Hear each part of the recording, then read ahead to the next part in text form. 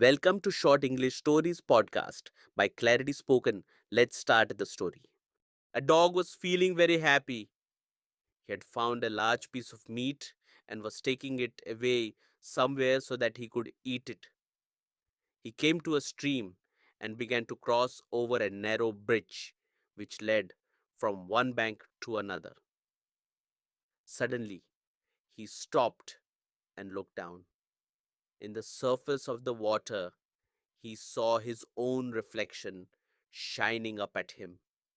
The dog didn't understand he was looking himself. He thought he was looking at another dog which also had a piece of meat in his mouth. Oh, that piece of meat looks bigger than mine, he thought.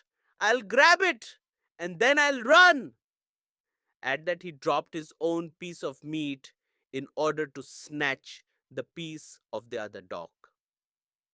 Of course, his piece of meat fell into the water and sank to the bottom, leaving the dog with nothing.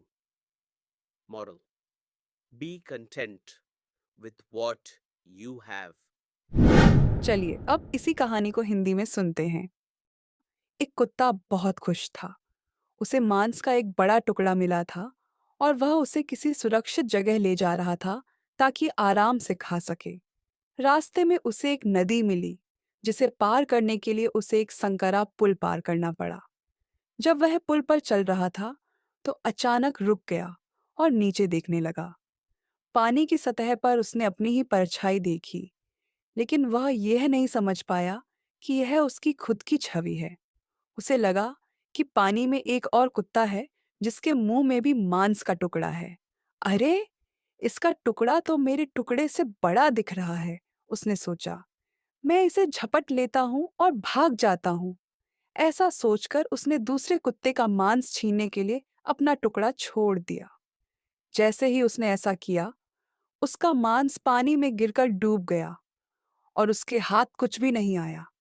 शिक्षा: जो तुम्हारे पास है उसी में संतुष्ट रहो। अगर आपने अभी तक चैनल को सब्सक्राइब नहीं किया है तो सब्सक्राइब कीजिए और मज़ेदार स्टोरी के लिए जिससे आप आसानी से इंग्लिश सीख सकते हैं।